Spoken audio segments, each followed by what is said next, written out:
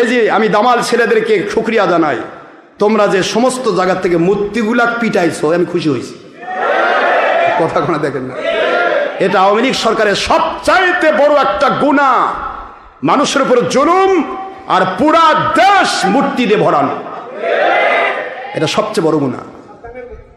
যেখানে আমার আল্লাহ পাক স্পষ্ট করেছেন কুল্লু মুসাওবিরুন ফিন্নার, ছবিওয়ালা, ভিডিওওয়ালা, টিভিওয়ালা, সমস্ত মূর্তিওয়ালা, এরা যে কেউ হোক আল্লাহর কাছে ক্ষমা নিতে না পারে, এরা জাহান্নামে ততদিন থাকবে।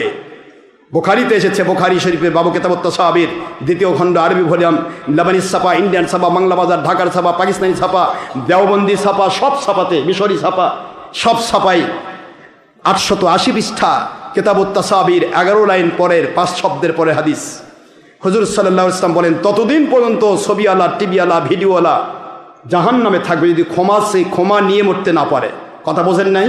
ক্ষমা নিয়ে মরতে পারে তো খুনের অপরাধও মাপ, কি ঠিক না?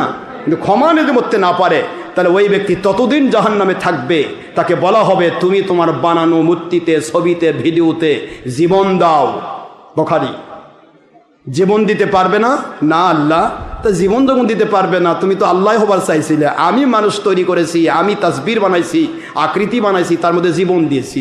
তুমি বানাইছই যখন, জীবন দিলে না কেন? জীবন দাও।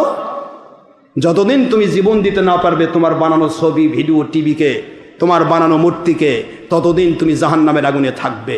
মরে যাওয়ার পরে আর যেহেতু তওবার সুযোগ নাই, মরার আগে তো তওবার সুযোগ, এই জন্য ছবিওয়ালা, মূর্তিওয়ালা এরা অনাদি অনন্তকাল জাহান্নামে থাকবে, কোনো ক্ষেত্রে সে বাঁচার সুযোগ নেই। এটা ওহী। সাধারণ মানুষের ভুল হচ্ছে, না তওবা করবে, ফিরে আসতেছে, ফিরে আসবে। কিন্তু আমি আমার মৌলভী মুন্সি ভাইদেরকে বলবো, বা আমার ছাত্রগুলোকে বলবো, তোমরা তো মুজিবেরটা না মারলে, তো তোমাদের ভিডিও গেল কই? ওগুলা কি সওয়াবের কাম? মুজিবের মূর্তি দাঁড়িয়ে আছে, জিয়ার মূর্তি দাঁড়িয়ে আছে, হাসিনার মূর্তি দাঁড়িয়ে আছে, খালেদার মূর্তি দাঁড়িয়ে আছে, এগুলি হারাম। এগুলিকে কেউ সেজদা করে নাই, বা কেউ লাইকও দেয় নাই। এই বাংলার একটা লোককে আপনি পাবেন না কেউ বলবে যে আমি মূর্তিকে লাইক করি। এক কথা কয় নাকি? আমি এদিকে যদি বলেন, তাও ভাই আমি লাইক করি না। লাইক মানে পছন্দ।